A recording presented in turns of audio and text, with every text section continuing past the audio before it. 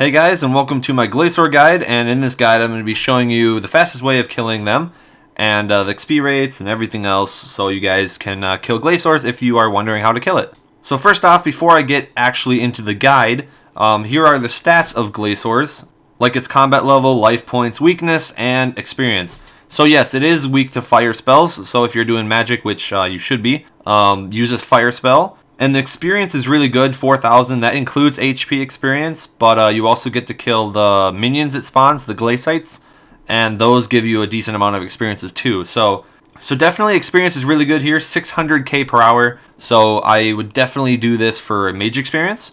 And the money isn't really that bad either, 3 to 5 mil an hour on average. If you don't get any boots, it's around 2 mil an hour, but I said 3 to 5 because you are guaranteed boots in the long run, plus the shards add up for decent money.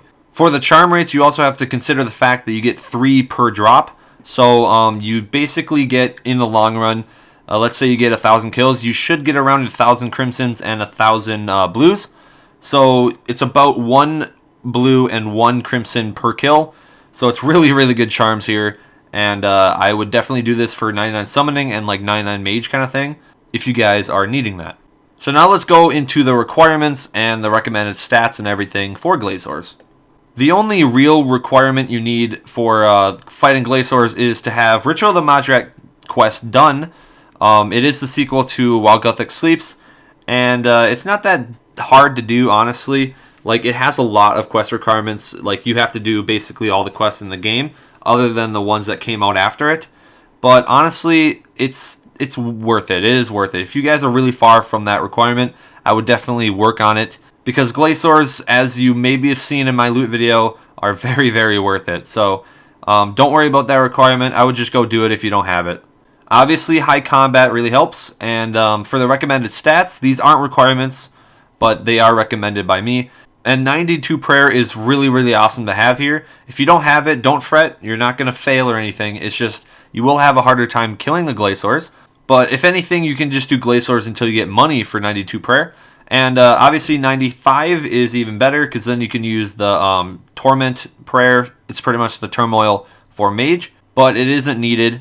You can do just fine without these things. Your kills per hour will be a lot less though. 91 Herblore is really awesome too because then you can use extreme magics, but I don't really use overloads, so I just stick to the magics. You don't really need overloads here. The defense, you don't really need defense, honestly, in my opinion, but also 88 summoning is really nice. Then you can use a unicorn, but I prefer a yak. So 96 summoning is the best for this thing. So then you can bank some of the notable things, but you can also just elk it. It's really up to you. Alright, now that we have the recommendations and the requirements out of the way, let's go into the gear that you need. Alright, if you're going to do Glacors, I only recommend magic. Melee and range are possible, but they're terrible here. I would not do them at all. Because you do get a 50% damage boost when you use fire spells, and magic is already good against Glacors anyways. These are the gears that you should use in order of whatever the best, I guess. There is better than the tops. These are just most practical. I didn't put any seismic or tectonic because if you guys have that, then most likely you won't need a guide for Glacors. So I just put Virtus as the top. Don't tell me in the comments that I forgot seismic or anything, just saying. But yeah, basically just downgrade if you need and pick your best set of gear that you want to use, and then let's move on to the inventory you need. So here's the inventory you should have. You don't have to use overloads, but I use super magics, extreme magics. I prefer them because they're cheaper, I guess, and they do the same job, honestly. You don't need defense, like I said earlier. So yeah, don't forget the runes. Bring your yak scrolls or unicorn scrolls if you have them. So at the bottom of the screen, there's the recommended ability bar that I made. And you can change it up however you want. That's just the kind of like the outline that you should go after. And the last ability, which is anticipation, I would change that to freedom. I forgot to change it. But freedom is a lot more important than anticipation because the Glacors sometimes stun you. So once you have your inventory, your gear, and everything out of the way, now we can actually go kill the Glacors. But before that, I'm going to show you guys the 3 minions that it spawns. And I'll show you how to kill it, I guess, and what they do. So let's go into those slides, and then we can move on to actually killing the Glacors.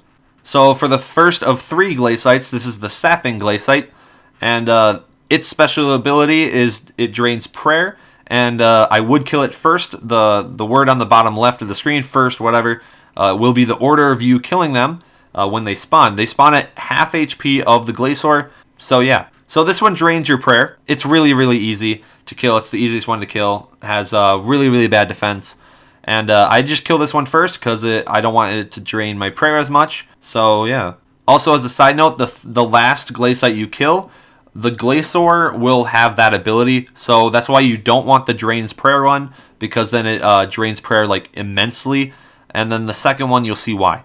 So for the second glacyte is the enduring glacyte, and like its name, it has really, really high defense, and you should kill the second. And there's another thing about this one that is a little tricky, I guess. You have to drag it away from the Glacor. The farther away it is from the Glacor, the lower defense it has. So you hit really, really high if it's super, super far, and you hit really, really like nothing right next to it. So in the little video thing, you can see me dragging it to the side of the place or whatever. And don't bring it too far because it will go back. So I'd say 9-10 spaces around there, and you should be able to kill it pretty easily. I use my wild magic threshold on that one so it dies really, really quickly. And then I can get the third one down also quickly. So the last glacyte that you should kill is the unstable one. And like its name again, it explodes. So once it reaches a full bar of health or whatever the charging thing is, you run away a little bit, like move one space, and it shouldn't be able to hit you. But I usually tank through it. I really am lazy on that. But if you are trying to conserve some HP, I would move right when it gets that. And then attack it right after it explodes, and it dies in one hit. So it's a really easy one. Just keep it last, and then that way the Glacor has that ability. So now that you know most of the things about Glacors, let's go actually into a trip, and I'll show you how to kill it. Okay, so now I'm at the Glacor Cave, which you can get here by the DKQ fairy ring. So there's a lot of Glacors around here, and for me it usually is empty, or there's not many people at least. But if you are playing at like prime time or something, there probably will be a lot of people because Glacors are coming back into popularity again, like they were back in the day. So yeah, I usually get around 80 kills per hour, and the max you can get per hour, from what I've heard, is around 100. So I'm not like completely the best at it, but I'm pretty confident in my speed. And basically, I'm just going to show you how to do a kill quickly. And what I do is I turn on my torment, my soul split, put on my prayers, I drink my pots, and I am ready to go. So what I do is I just use basics for the beginning of the kill, and that attack right there where it shoots a bunch of spikes at you.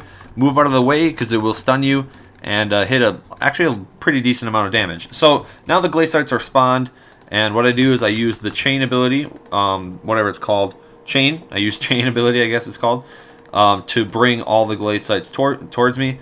And usually I should kill the sapping first, but I just wanted to kill the glacyte or the enduring there. I don't know why, but yeah. So the sapping is dead quick, and then stable is dead. So see how fast they died.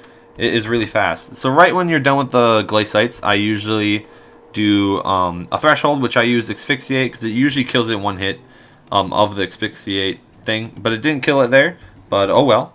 So you can see how fast these things die. Like that wasn't even a decent kill. I mean, I was explaining everything. It was really slow to me. But I'm going to go through it one more time. Because of the fire damage having immense damage on these things, it's really, really fast kills, trust me. So I bring him over again, and this time I'm going to kill the sapping first. So I'm going to kill him, and he should die in around 1 or 2 hits. And he didn't. Wow, that's lame. Okay, so I bring the enduring over a little bit, and don't want the unstable to blow on me. And then I use my wild magic, a threshold on the enduring, and it should kill it right away. That way it's dead, out of the way, because it has really, really high defense. So yeah, I think that's pretty much how you kill Glacors. I know it wasn't really super in-depth or anything. I mean, they are really, really easy. If you guys have all the requirements, kind of like where you have Soul Split, you have the Extreme Mages, you shouldn't have a problem with these. You might be rusty in the beginning, but you should get the hang of it pretty quickly. And if you ever really, really need HP quickly, definitely use Guthix Butterfly, which is 100% adrenaline. And it's really easy to build adrenaline here, so don't worry about that. The Glacor has 2 attacks, one of them where it shoots an ice spike at you, and that is range. So if you don't have Soul Split, you might have to do prayer switching to minimize damage on you, and you won't have Soul Split to build back HP. It is also very useful to use Vampirism. It's a really good aura, and it works well like Soul Split, and this guy just died. That's funny. I think he's a clanmate too. He's a clanmate, okay. Anyways, so his one attack is range, and the other is mage, and it's a giant blue orb. So watch out for that, and switch your prayers to fit those if you don't have Soul Split. So there isn't much to Glacors. I don't think I can really say anything more about them. I hope you guys learned something, or maybe even learned a lot. I mean, I'm really hoping that you learned a lot. I spent a lot of time on this video, and if you enjoyed, drop down a like and maybe comment, subscribe if you haven't, and I will see you guys in the next video.